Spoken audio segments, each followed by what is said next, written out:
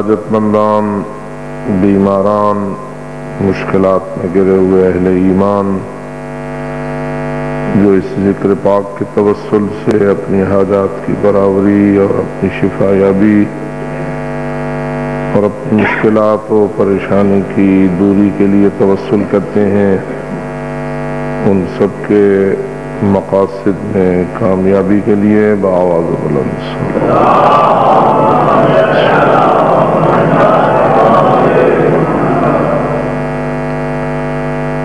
دشمنان دین، دشمنان اہل بیت جو ہمارے اس دور میں بہت زیادہ تیز ہو چکے ہیں اور انہوں نے اللہ کی زمین کو بے گناہوں کے خون سے رنگین کرنے کے لیے نئی نئی کربلائیں قائم کرنے کی منحوس سازش جاری کر رکھی ہے۔ ان ملاعین کی ناکامی، رسوائی اور ان اہل ایمان کی کامیابی اور مکتب کی سربلندی کے لیے بآواز بلند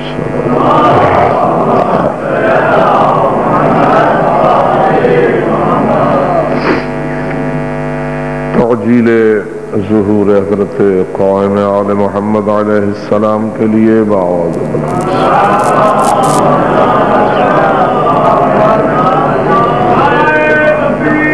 اللہ اکبر، اللہ اکبر، یا رسول اللہ، یا رسول اللہ، یا علی، یا علی،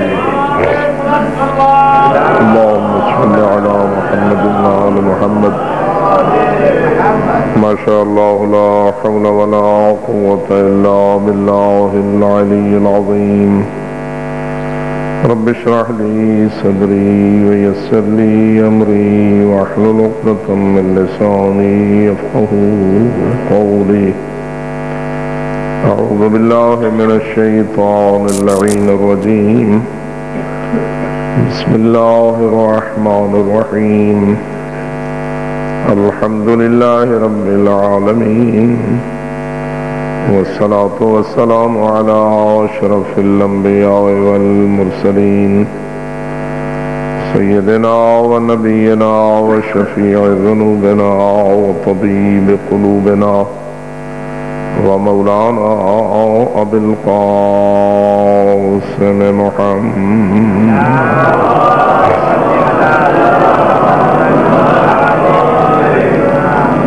والصلاة والسلام على أهل بيته الطيبين الطاهرين المعصومين الغر الميامين المنتجبين المكرمين الذين قال الله تعالى في حقهم إنما يريد الله ليذهب عنكم الرجس أهل البيت ويطهركم تطهيرا۔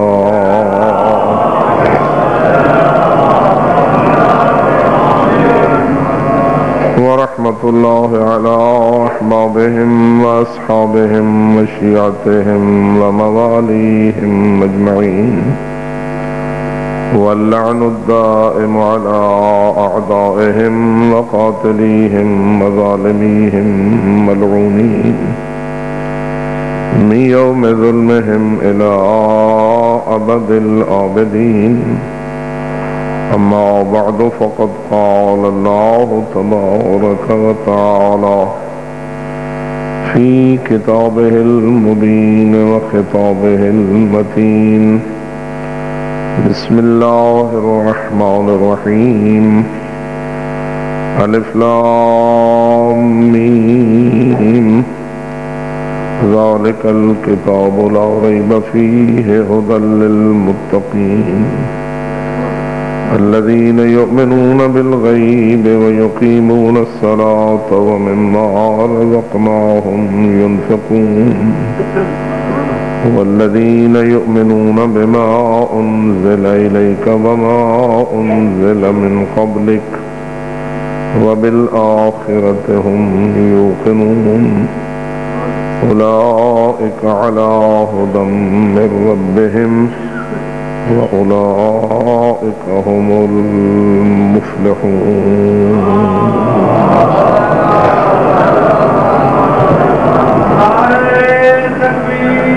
الله أكبر.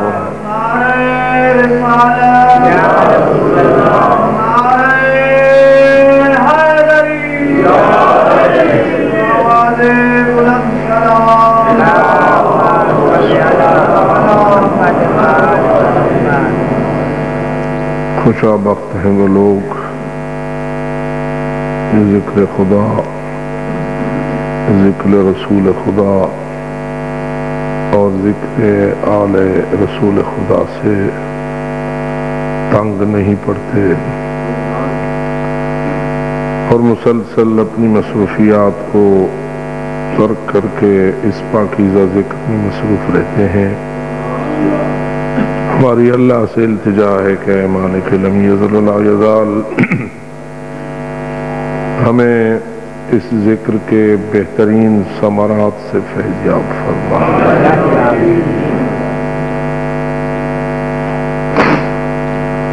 تو نے جہاں اپنے ذکر کو عبادت قرار دیا ہے وہاں پاک پیغمبر کے ذکر کو بھی اپنا ذکر قرار دیا ہے اور وہاں اہل بیت پیغمبر کے ذکر کو بھی اپنا ذکر قرار دیا ہے اور عبادت، اور فرمایا ہے کہ زینوا مجالسکم بذکر علی ابن ابی طالب، اہل ایمان اپنی مجالس کو زینت دو علی ابن ابی طالب کے ذکر کے ساتھ۔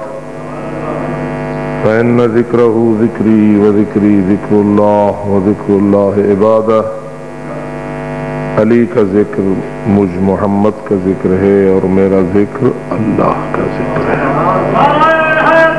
ہے، اور اللہ کا ذکر عبادت ہے۔ پھر اس ذکر کے بھی اسی طرح مختلف موسم ہیں، اور ماہ محرم الحرام اور ماہ صفر المظفر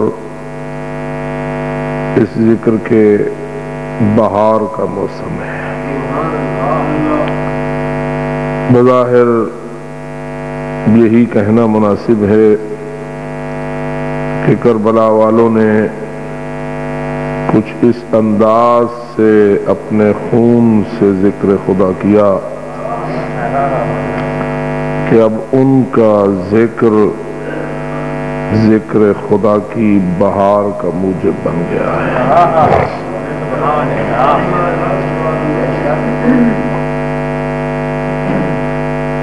کسی سے یہ بات مخفی نہیں ہے کہ جب سے محرم کا ہلال آسمان پہ طلوع ہوا اس وقت سے لے کے آج تک اور آج سے لے کے سفر کے اواخر بلکہ ربیع الاول تک ان اہل ایمان کی مصروفیات کا کثیر حصہ ذکر امام حسین میں صرف ہو رہا ہے۔ یہ اپنا وقت بھی خرچ کر رہے ہیں اور اپنی دولت بھی اور اپنے دیگر تمام مصروفیات کو ترک کر کے یا ان کو مرجوح قرار دے کے زیادہ اہمیت ان پاک شہداء کے ذکر کو دے رہے ہیں اور ان پاک اسرا کے ذکر کو دے رہے ہیں۔ اے اللہ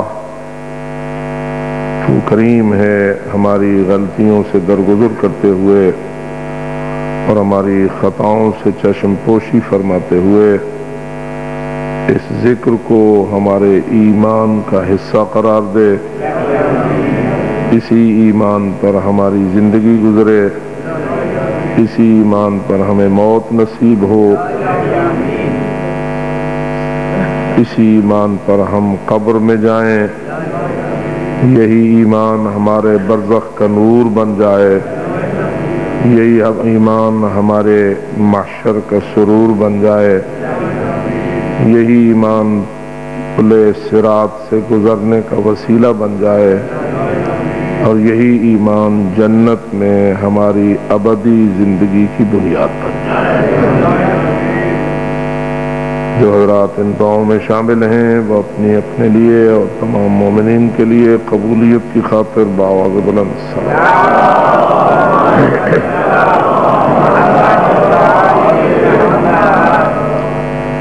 واضح ہے کہ کافی دیر ہو چکی ہے، علماء کرام کافی آپ کی خدمت میں قیمتی اور مؤثر ترین گفتگو پیش کر چکے ہیں۔ مناسب نہ ہوگا کہ میں حسب معمول کوئی طویل گفتگو آپ کی خدمت میں عرض کرنے کی جسارت کروں۔ اگر آپ تھک گئے ہیں تو اپنی تھکاوٹ کو دور کرنے کے لیے بآواز بلند صلوات۔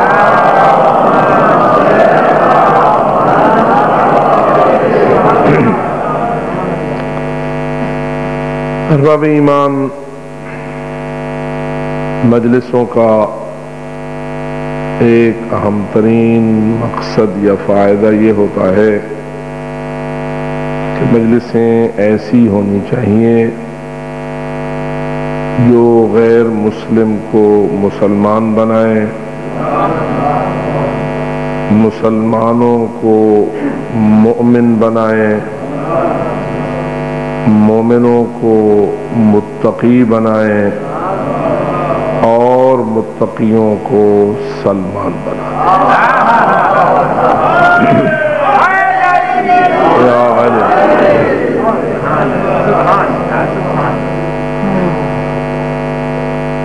ایک مختصر سا ترتیب وار مقاصد مجلس کی طرف متوجہ کرنے کے لیے تذکرہ اور یہ جملے میں نے آپ کی خدمت میں عرض کیے ہیں۔ امید ہے کہ ان مختصر جملوں سے آپ اہم ترین نتائج تک پہنچنے میں کامیاب ہو جائیں گے۔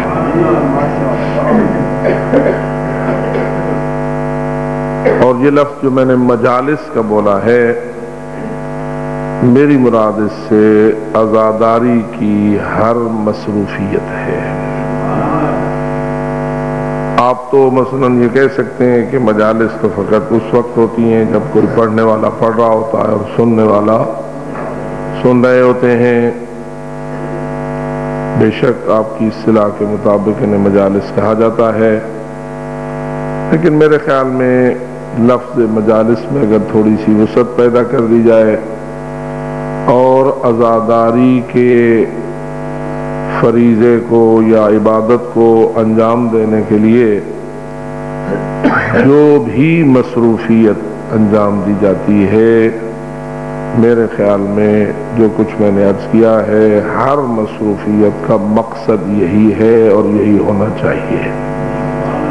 یعنی مثلا اگر آپ جلوس نکالتے ہیں تو آپ کے جلوس کا مقصد بھی یہی ہونا چاہیے۔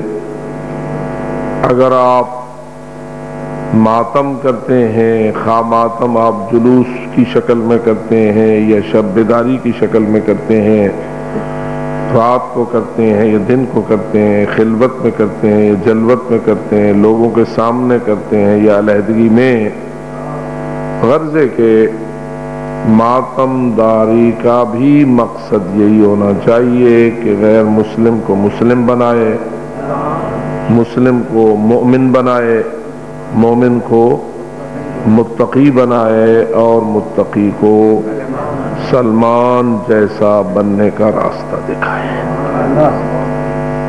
اسی طرح اگر آپ نیاز کرتے ہیں تو نیاز امام حسین جو عزاداری ہی کا ایک حصہ ہے، اس کا بھی یہی مشن ہونا چاہیے۔ اگر آپ تعزیہ داری کرتے ہیں، علم برداری کرتے ہیں، ذوالجناح بناتے ہیں، تابوت اٹھاتے ہیں، جو بھی آپ عزاداری کی کوئی بھی رسم انجام دیتے ہیں، اس کا مشن یہی ہونا چاہیے، اس لیے کہ عزاداری کا مقصد وہی ہے جو شہادت امام حسین کا مقصد ہے۔ اگر آپ سے کوئی شخص یہ سوال کرے کہ امام حسین کیوں شہید ہوئے، آپ نے راہ شہادت کیوں اختیار کیا، کیوں یہ کہتے رہے کہ ان اللہ قد شاء ان یرانی قتیلا، میرا اللہ یہ چاہتا ہے کہ مجھے قتیل دیکھے، مجھے مقتول دیکھے، مجھے شہید دیکھے، روکتے رہے روکنے والے بڑے بڑے مخلص اور امام علیہ الصلوۃ والسلام کے خیر خواہ اپنی اپنی سوچ اور فکر کے مطابق امام کو عراق کا سفر، کوفہ کا سفر یا بالفاظ دیگر کربلا کا سفر کرنے سے روکتے رہے، لیکن امام علیہ السلام نے کسی کی بات کو نہیں مانا، کسی نہ کسی انداز میں اس کی بات کی بے پرواہی دکھائی، اس کو تسلی دینے کے لیے کوئی نہ کوئی انداز اپنایا، لیکن چلے ادھر جدھر ان کی شہادت کا راستہ تھا۔ تو امام علیہ السلام نے یہ جو شہادت کی راہ اپنائی، کیوں؟ آیا فقط شہادت پانا ہی مقصود تھا یا شہادت پا کر کوئی امت کو فیض پہنچانا مقصود تھا؟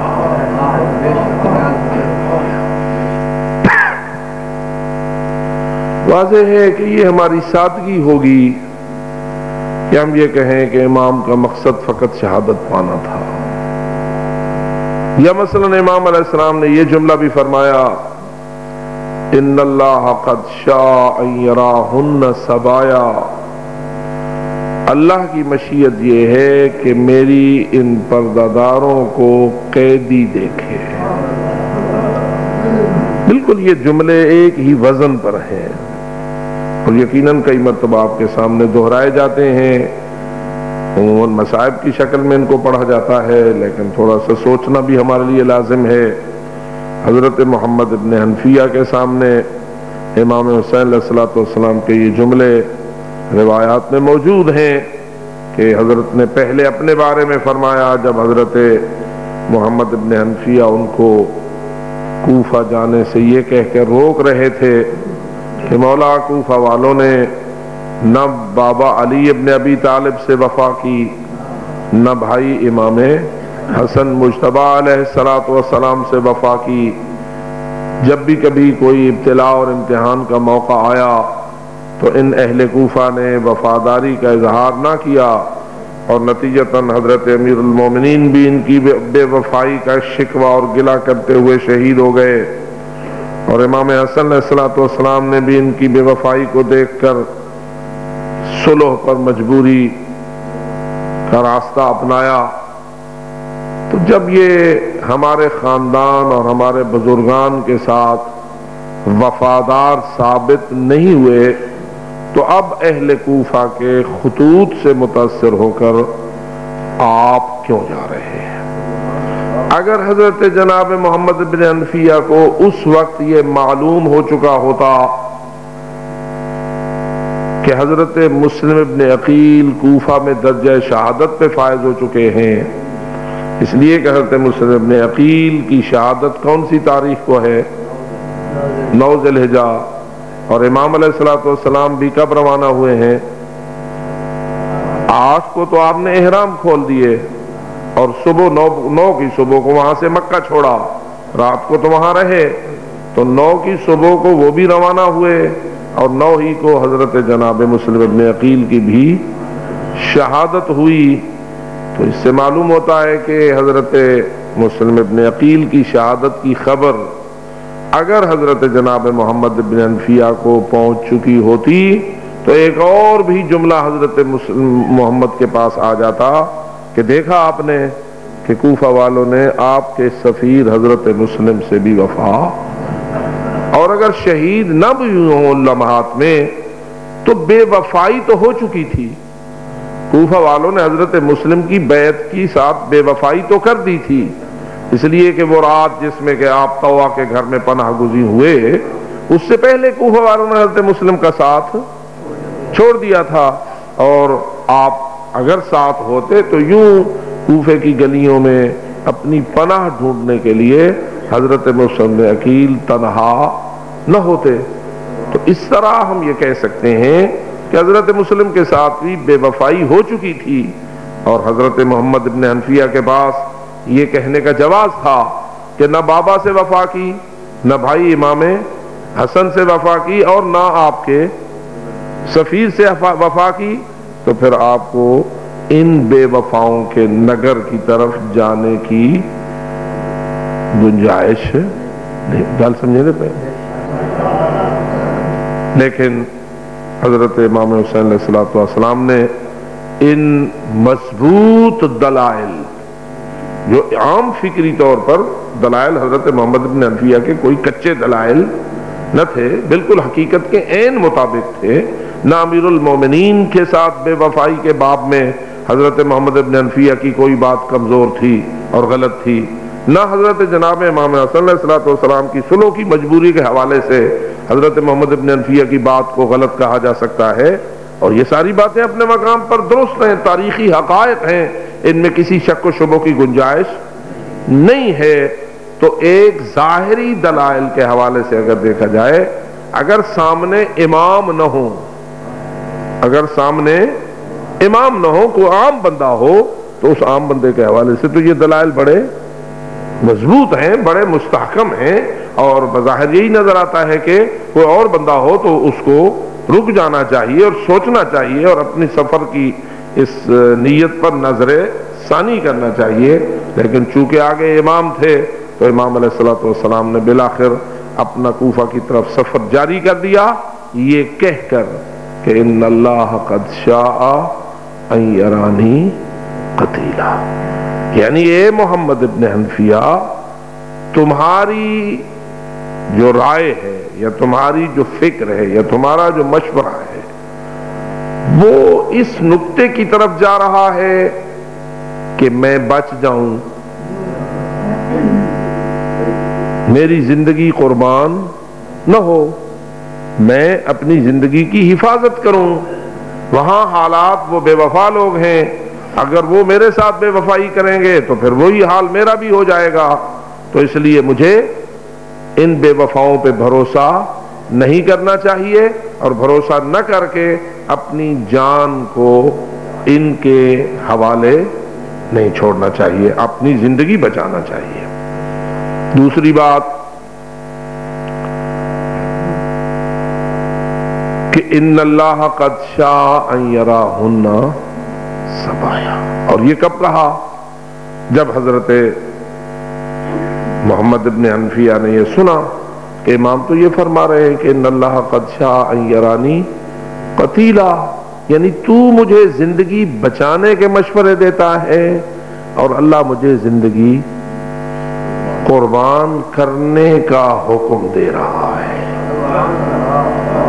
تو زندگی بچانے کا مشورہ دے رہا ہے، وَإِنَّ اللَّهَ قَدْ شَاءَ يَرَانِي قَتِيلًا، اور اللہ مجھے اپنی زندگی قربان کرنے کا مشورہ دے رہا ہے۔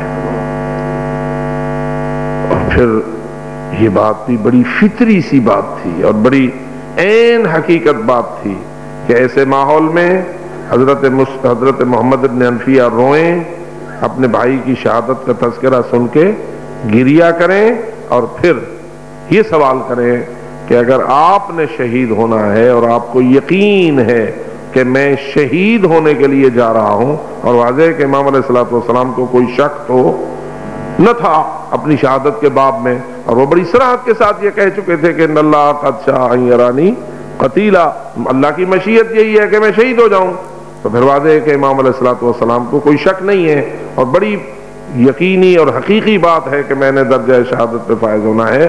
تو پھر فطری تقاضا ہے کہ حضرت جناب محمد ابن حنفیہ یہ سوال کریں کہ پھر بہنیں کیوں، بیٹیاں کیوں، یہ کائنات کی سب سے پردہ دار ترین خواتین ایسے سفر میں جہاں آپ کو یقین ہے کہ آپ نے درجہ شہادت پہ فائز ہونا. اور اس میں یہ بات بھی بڑی روشن طریقے سے سمجھ آ رہی ہے کہ حضرت محمد ابن حنفیہ یہ سمجھ رہے ہیں کہ میرے مولا امام حسین اس وقت تک شہید نہیں ہو سکتے جب تک ان کے ساتھی شہید نہ ہو جائیں. جتنے بھی ساتھ جا رہے ہیں. اب دیکھیے حضرت امام حسین کے ساتھ مولا علی کے بیٹے اور بھی موجود تھے یا نہیں؟ جی، جو امام حسین علیہ السلام کے بھائی تھے. امام حسین علیہ السلام کے بھائی اور بھی تو آخر اس سفر میں امام حسین کے ساتھ جا رہے تھے. یقیناً آپ ان کے اسماء گرامی جانتے ہیں. 4 بیٹے جو حضرت ام البنین کے بیٹے ہیں، کیا وہ علی مولا کے بیٹے ہیں یا نہیں؟ اور جو علی مولا کے بیٹے ہیں کیا وہ امام حسین علیہ السلام کے بھائی ہیں یا نہیں؟ تو بھائی ہیں نا. محمد ابن حنفیہ بھی ایک بھائی ہیں اور یہ 4 بھی امام حسین کے ایک بھائی ہیں. وہ چاروں جا رہے ہیں تو کیا محمد ابن حنفیہ یہ فرض نہیں کر سکتے اور یہ بات ان کے لیے یقینی نہیں ہو سکتی کہ کیسے ہو سکتا ہے عباس زندہ ہو حسین مارے جائیں؟ عباس کے بھائی بھی زندہ ہوں اور امام حسین مارے جائیں، اور پھر خود امام حسین کے اپنے بیٹے علی اکبر جیسے، امام حسن کے بیٹے، مسلم ابن عقیل کی اولاد، عقیل کی اولاد، جعفر کی اولاد. یہ تو ایک خاندان ہے نا. یہ ایک خاندان ہے جنہیں آپ کہتے ہیں نوجوانان بنی ہاشم. یہ نوجوانان بنی ہاشم کس کس کی اولاد ہے؟ واضح ہے کہ حضرت جناب ابو طالب کے 4 بیٹے تھے. ان میں سے حضرت طالب کی اولاد تو نہ تھی، لیکن حضرت عقیل کی بھی اولاد تھی، حضرت جعفر طیار کی بھی اولاد تھی، اور خود مولا علی کی بھی اولاد تھی. پھر آگے ان کے پوتے بھی تھے اور پوتے بھی جوان تھے. کوئی ایسا نہیں ہے کہ سارے چھوٹے بچے تھے. حضرت علی اکبر پوتے تھے مولا امیر المومنین کے، جوان تھے. حضرت قاسم بھی نوجوان تھے. حضرت حسن مثنیٰ بھی جوان تھے. تو اسی طرح حضرت عقیل کی اولاد بھی تھی. حضرت مسلم کے جوان بیٹے بھی موجود تھے. حضرت جعفر طیار کی اولاد بھی موجود تھی. عبداللہ ابن جعفر کی اولاد بھی موجود تھی. تو یہ بہت ساری ایسی ہستیاں موجود تھیں کہ جو خونی رشتہ دار تھے، اور اس دور کے حوالے سے عقیدے سے ہٹ کر بھی جو رسم تھی وہ یہی تھی کہ کسی قبیلے کا سربراہ اس وقت تک قتل نہ ہو سکتا تھا جب تک قبیلے کے جوان اس کی حفاظت نہ کر رہے ہوں. سسٹم یہی تھا. اور وہاں تو ایمان بھی موجود تھا، اور شہادت کا جذبہ بھی موجود تھا، اور مشن بھی موجود تھا، اور مکتب بھی موجود تھا، اور اسلام کا جذبہ تھا، اور ساری باتیں اپنے مقام پر تھیں. تو اس لیے حضرت محمد ابن حنفیہ کے لیے یہ بات سمجھنا مشکل نہ تھی کہ ان اللہ قد شاء ان یرانی قتیلا، کہ اللہ کی مشیت یہ ہے کہ میں شہید ہو جاؤں. اس کا مطلب یہ ہے کہ جتنے میرے جانثار میرے ساتھ ہیں وہ پہلے شہید ہوں گے تو جا کے امام حسن کو، امام حسین کو کوئی شہید کر سکے گا. لیکن جب امام فرما رہے ہیں کہ میں نے شہید ہونا ہے تو اس کا مطلب یہ ہوا کہ رفقا جتنے بھی ساتھ جانثار جا رہے ہیں انہوں نے بھی شہید ہونا ہے. اب جب یہ فرض ہو گیا کہ سب جتنے رفقا اس قافلے میں جا رہے ہیں سب نے شہید ہونا ہے، تو پھر بڑا معقول سوال ہے کہ یہ پردہ دار کیوں؟ ایسے سفر میں پردہ داروں کو ساتھ لے جانے کا جواز کیا ہے؟ یعنی کیا ان کو بھی شہید کرانے جا رہے ہو؟ یہ کیا ہونا ہے؟ میرے دوستو 1400 سال بعد ہمارے جذبات وہ نہیں ہو سکتے جو محمد ابن حنفیہ کے جذبات ہیں. ہم کبھی نہیں اس منزل فطری تک پہنچ سکتے جو فطری منزل محمد ابن حنفیہ. اور پھر بار بار سننے کے بعد صورتحال اور ہوتی ہے، پہلی مرتبہ صورتحال دیکھیے نا، جب بھی کسی گھر میں کوئی قضیہ آتا ہے تو اس قضیے کی ابتدا میں گھر والے جتنے روتے ہیں اتنے پھر ساری زندگی نہیں روتے. کیوں؟ اس لیے کہ پہلا صدمہ جو ہوتا ہے وہ انتہائی سخت ہوتا ہے.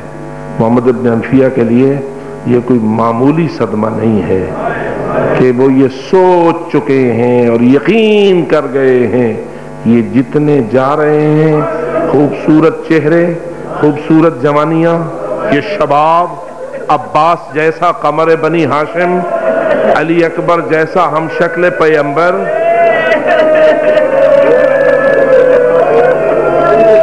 سنا ہے آپ نے، دیکھا نہیں ہے. یہ باتیں معمولی نہیں ہیں. اور حضرت محمد ابن حنفیہ جب ایک ایک کو دیکھ رہے ہوں گے، اچھا یہ بھی مارا جائے گا، یہ بھی مارا جائے گا، یہ بھی مارا جائے گا، یہ سارے مارے جائیں گے تو امام حسین مارے جائیں گے. تو آپ اندازہ کر، شنیدن کے ببد مانند دیدن، تو نے حضرت عباس کو دیکھا نہیں، تو نے حضرت علی اکبر کو دیکھا نہیں. وہ شخص، وہ ہستی کتنی عظیم ہے جس کے متعلق حسین کہتے ہیں کننا اذا اشتقنا الى زیارت نبی کا زرنا. اے میرے اللہ، جب کبھی ہمیں تیرے نبی کی زیارت کو جی چاہتا تھا، اس چہرے کو دیکھ کر ہم اپنی اس شوق کو پورا کیا کرتے.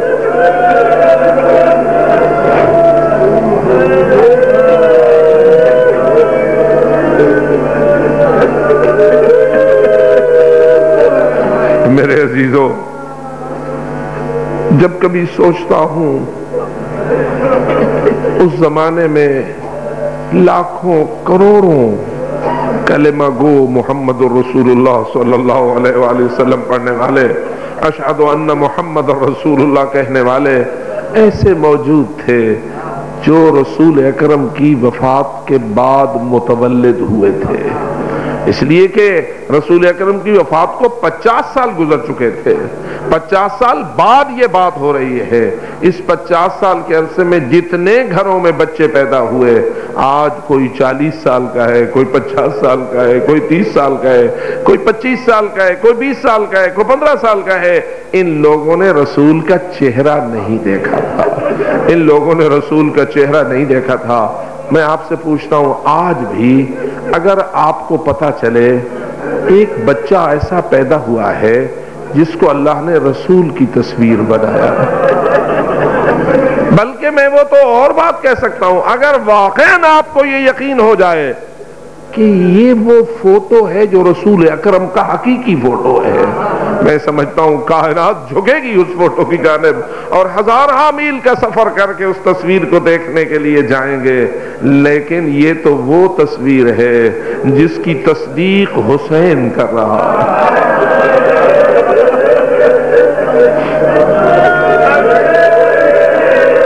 جس کی تائید امام حسین کر رہے ہیں. وہ حسین جس نے اپنے نانا کی گود میں پرورش پائی ہے، وہ حسین جس نے نانا کی زبان چوسی ہے، وہ حسین جو نانا کی دوش میں سوار رہا ہے، وہ حسین جس کو نانا روتا ہوا دیکھنا برداشت نہ کر سکتے، جس کو کبھی برداشت نہ کرتے تھے. کہاں ہے زید ابن ارقم نے؟ ٹوٹ گیا ہے زید ابن ارقم اس وقت جب اس نے ابن زیاد کے تخت کی نچلی سیڑھی پر اس چہرے کو دیکھا ہے جس چہرے کو اس نے رسول کے سینے میں دیکھا تھا.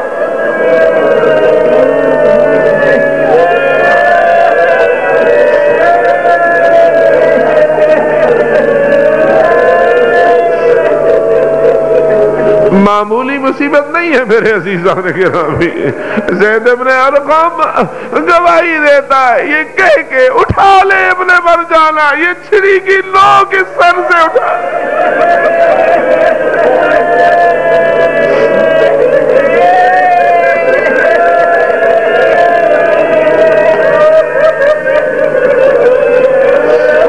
ابن مرجانہ ہٹا لے یہ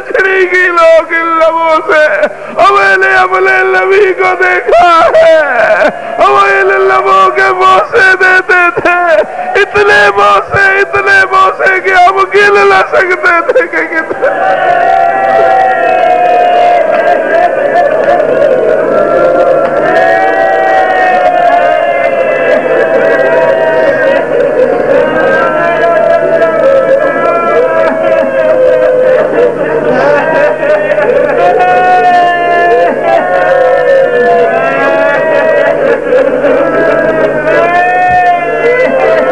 عزادارو، وہ حسین تصدیق فرما رہے ہیں، یہ وہ میرا لخت جگر ہے کہ ہم نبی کی زیارت کا شوق اس کو دیکھ کے پورا کرتے تھے۔ میں آپ سے پوچھتا ہوں، روضہ رسول کو دیکھنے کی محبت، قبر رسول کی زیارت کی محبت ہمیں کتنے لمبے سفر کرواتی ہے۔ ہم خود نہیں جاتے فقط، بلکہ اپنی پردہ داروں کو بھی لے کے جاتے۔ وہ بیویاں بیچاریاں، میں کبھی کبھی سوچتا ہوں شیعہ معنی کی خواتین میں بہت ساری ایسی خواتین ہیں جنہوں نے گاڑیوں کا سفر فقط زیارت کی وجہ سے کیا ہے، جنہوں نے ہوائی جہازوں کو دیکھا ہی فقط زیارت کی وجہ سے ہے، ورنہ اللہ نے انہیں انہی گلیوں میں پیدا کیا ہے، انہی گلیوں میں پلی ہیں، یہیں جوان ہوتی ہیں، پھر یہیں شادیاں ہو جاتی ہیں، چار دیواری میں زندگی گزار دیتی ہے۔ اگر زیارت نہ ہوتی شاید انہوں نے کبھی گاڑی کو بھی نہ دیکھا ہوتا، شاید انہوں نے ہوائی جہاز کو بھی نہ دیکھا ہوتا۔ ان پردہ بیبیوں کو ہم لے چلتے، کیوں؟ آؤ تمہیں جنت البقیع دکھائیں، آؤ تمہیں روضہ رسول کی زیارت کرائے، آؤ تمہیں کربلا کے روضے کی زیارت کرائے، آؤ تمہیں ہم پاک پیغمبر کے روضے کی زیارت کرائے، اہل البیت کے روضے کی زیارت کرائے۔ یہ بیچاریاں منتیں مانتی ہیں، پتہ نہیں کتنی محنت کرتی ہیں، اپنا حق مہر اپنے شوہر کو یہ کہہ کے معاف کر دیتی ہے، ہم تجھ سے حق مہر لے لے گی لیکن ہمیں حسین کے روضے کی زیارت کرو۔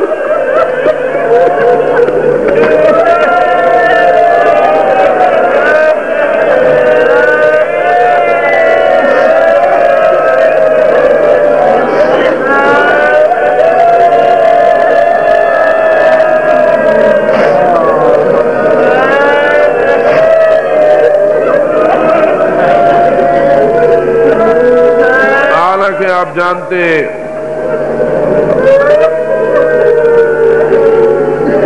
کہ خواتین کا، پردہ داروں کا سفر اتنا آسان کام نہیں ہوتا، بڑا مشکل کام ہوتا ہے، لیکن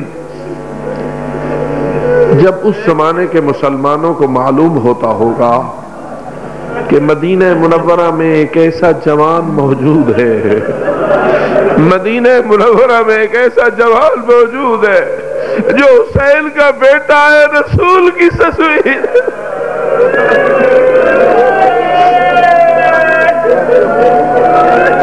تو کیا لوگ علی اکبر کے چہرے کی زیارت کرنے کے لیے نہ آتے ہوں گے؟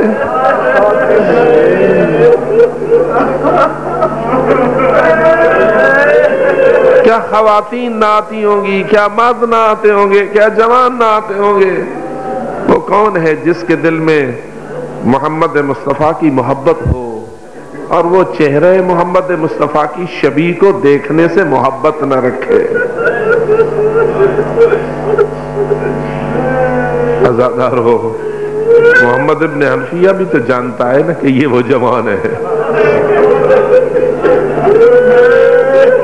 اور پھر امام حسین علیہ السلام کی ایک اور گواہی بھی موجود ہے، اور وہ گواہی یہ ہے کہ میرا یہ لخت جگر فقط صورت میں شبیہ نہیں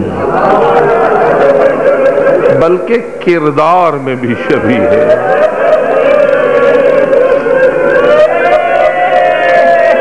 اپنی پاکیزگی کردار میں بھی اشبہ الناس برسولک خلقا و خلقا و منطقا۔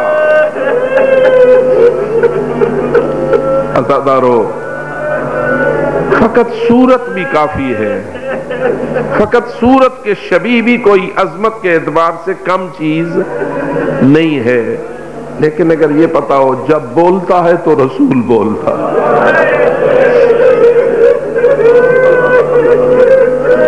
روایات میں ملتا ہے کہ حضرت علی اکبر بڑے سخی جوان تھے۔ حضرت علی اکبر کا دسترخوان ہمیشہ کھلا رہتا تھا، اپنے پرائے حضرت علی اکبر کے دسترخوان سے آگے فیض پایا کرتے تھے۔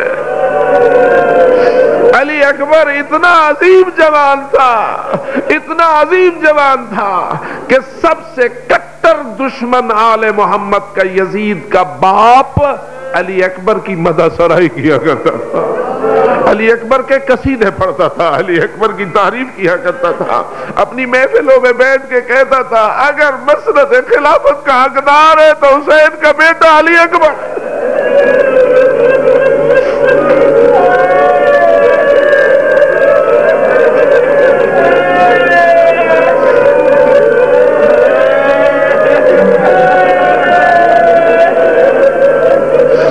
آپ اتنا رو رہے ہیں، مجھے بتا محمد ابن حنفیہ کتنا رو رہے ہیں؟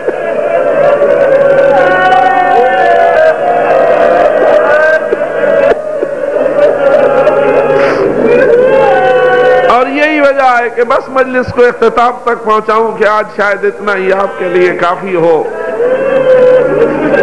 یہ تو وہ وقت تھا نا جب محمد ابن حنفیہ نے سنا کہ ان اللہ قد شاء یرانی قتیلہ وَإِنَّ اللَّهَ قَدْ شَاءَ يَرَاهُنَّ سَبَايَا۔ اب پھر ذرا اس وقت کو بھی ذہن میں لاؤ کہ جب یہ لٹا ہوا قافلہ واپس مدینہ آیا،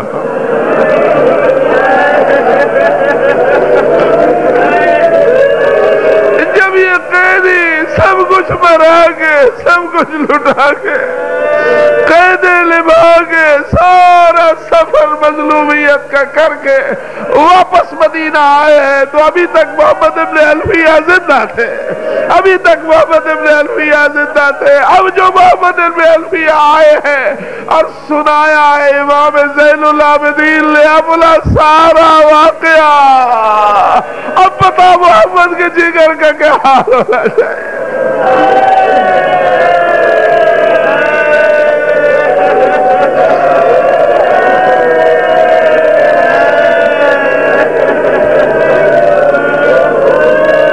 اسی لیے ایک روایت میں یہ بات موجود ہے، آئے محمد ابن حنفیہ اور ملے اپنے بھتیجے حضرت امام زین العابدین سے، اور امام زین العابدین نے مختصر اپنا واقعہ سنانا شروع کیا۔ جب پہنچے نا اس منزل پہ کہ چچا ایک وقت ایسا آ گیا تھا جب میرا بابا کبھی دائیں دیکھتا تھا کبھی بائیں دیکھتا تھا،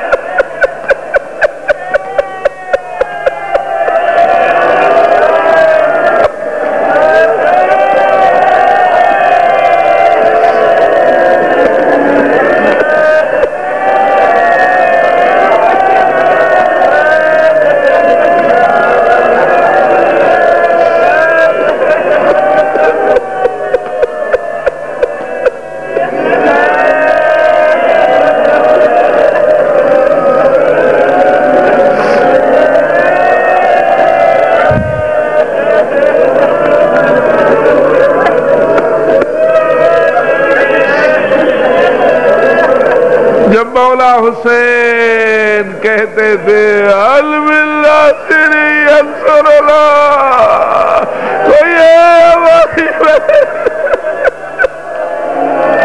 بس ادادار و مجلس کا اختتام کر دوں۔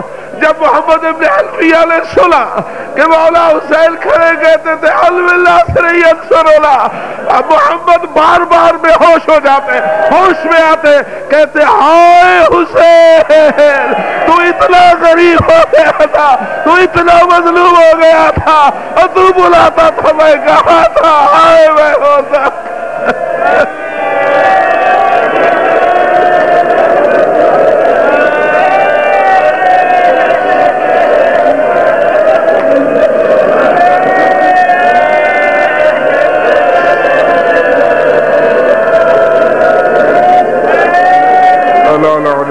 الله على القوم الظالمين وسيعلم الذين ظلموا أي منقلب